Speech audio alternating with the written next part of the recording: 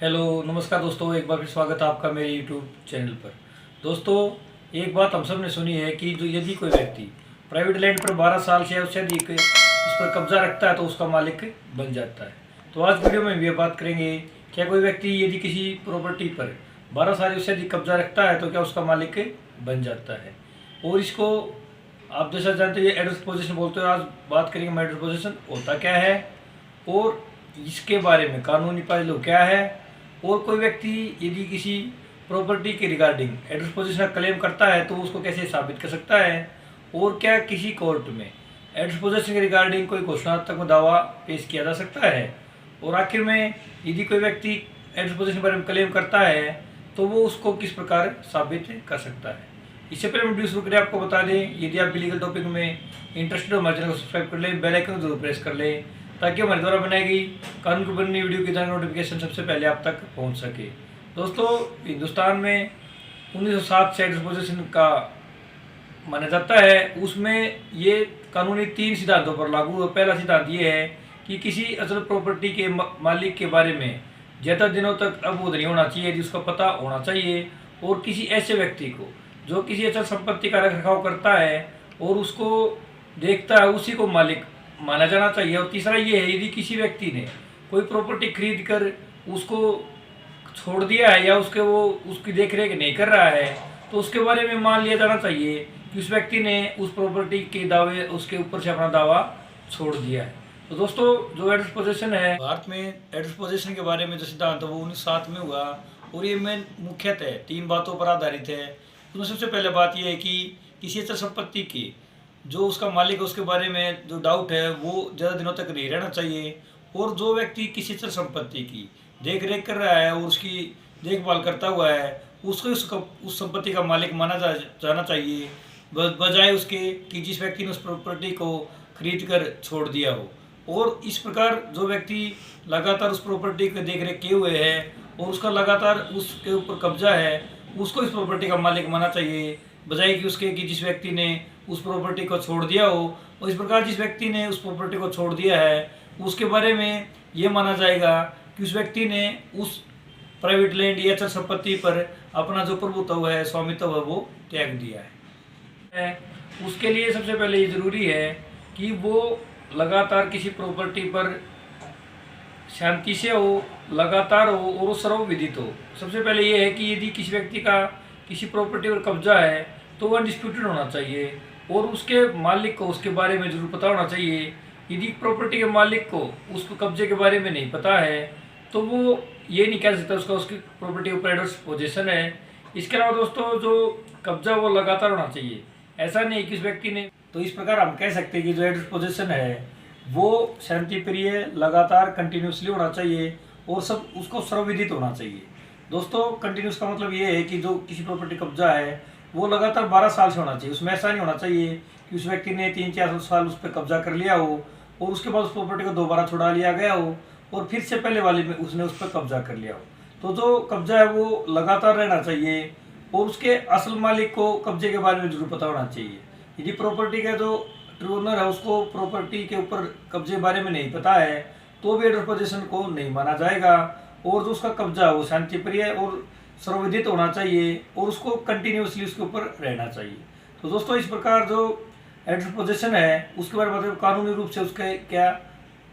पहलू है। दोस्तों, हमारे कानून में एडवर्स पोजीशन के रिगार्डिंग कोई स्पेसिफिक लॉ नहीं है, लेकिन हाँ, लिमिटेशन एक्ट में ये बात जरूर है कि यदि किसी व्यक्ति की प्रॉपर्टी पर अचल संपत्ति पर कब्जा हो गया है और उस कब्जे को अपने वापस पोजीशन में लेने के लिए 12 साल तक केस कर सकता है, और यदि ऐसा नहीं करता है तो वो उस प्रॉपर्टी पर कब्जे का दावा खो देता है। इस प्रकार दोस्तों, लिमिटेशन एक्ट में आगे ये बताया गया है, यदि कोई व्यक्ति की प्रॉपर्टी पर कब्जा हो जाता है और उसके वो विदित होते हुए भी उस कब्जे को वापस लेने के लिए कोई केस वगैरह नहीं करता है तो वो ये माना जाता है कि उस प्रॉपर्टी के ऊपर वो अपना कब्जा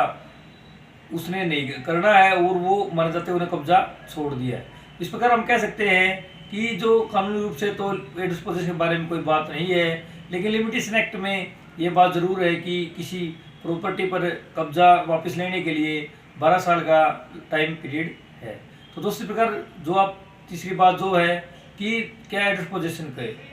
घोषणा रूप से कोई केस फाइल किया जा सकता है। दोस्तों पहले हमारे देश में जो लॉ था उसको एडिस्पोजिशन को पैसिव रूल माना जाता था, और ये माना जाता था कि यदि कोई व्यक्ति अपने क्लेम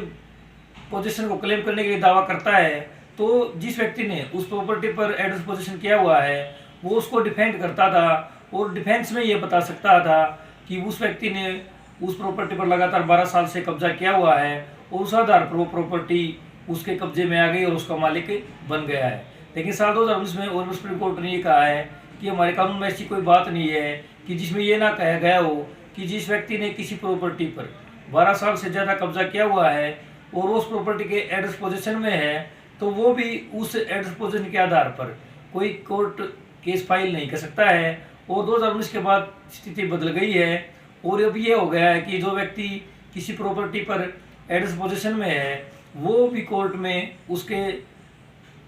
मालिक के बनने के लिए एडिस्पोजिशन के आधार पर केस फाइल कर सकता है। तो दोस्तों यहाँ पर ध्यान रखने योग्य बात यह है कि जो 12 साल का एडिस्पोजिशन है वो प्राइवेट लैंड पर लागू होता है, और जो सरकारी ज़मीन है जिस पर 12 साल से कब्जा है उस पर आप 12 साल में एडिस्पोजिशन का क्लेम नहीं कर सकते हो।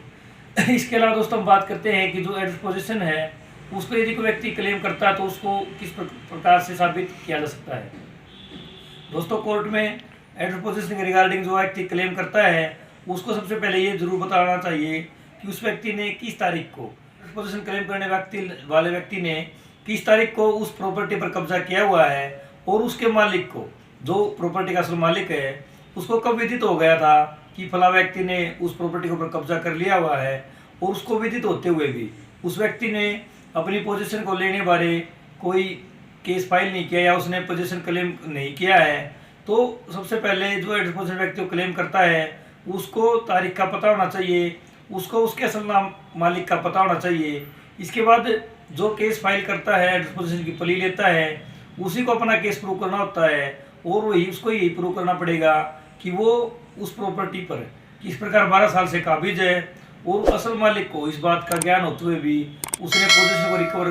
या क्लेम करने बारे कोई केस फाइल नहीं किया है, और उसका उस प्रॉपर्टी पर कब्जा लगातार है, शांति प्रिय है और सर्व विदित है। तो दोस्तों इस प्रकार हम कह सकते हैं कि जो एडिस्पोजिशन है वो किसी प्रॉपर्टी पर 12 साल केवल कब्जा नहीं है, बल्कि उस कब्जे को लगातार होना चाहिए, वो शांति प्रिय होना चाहिए और सर्व विदित हो। और इसके अलावा इसमें जो ध्यान रखने योग्य बात यह है कि जो उसका प्रॉपर्टी का ट्रू ओनर है उसको इस बारे में जरूर पता होना चाहिए, और पता होने के बाद वो अपनी एडिस्पोजिशन या प्रॉपर्टी को अपने पोजीशन में लेने के लिए क्लेम ना करता हो। साथ में दोस्तों हमने ये बात की कि अब एडिस्पोजिशन को भी क्लेम करने के लिए कोर्ट में वाद लाया जा सकता है, उस वाद के आधार पर वो कागजों में अपना मालिक के नाम पर चढ़वा सकता है। इसका दोस्तों आगे हमने ये बताया कि जो गवर्नमेंट लैंड है उसमें 12 साल का कब्जा एडिस्पोजिशन नहीं माना जाएगा। तो आशा करते हैं आज वीडियो के माध्यम से आप एडिस्पोजिशन के बारे में समझ गए होंगे। आशा करते हैं आपको हमारी वीडियो पसंद आई होगी। वीडियो पसंद है वीडियो को लाइक कर लें, चैनल को सब्सक्राइब कर लें। इसके अलावा यदि आपको शिकायत या सुझाव है तो कमेंट बॉक्स में लिखकर जरूर बताएं। धन्यवाद।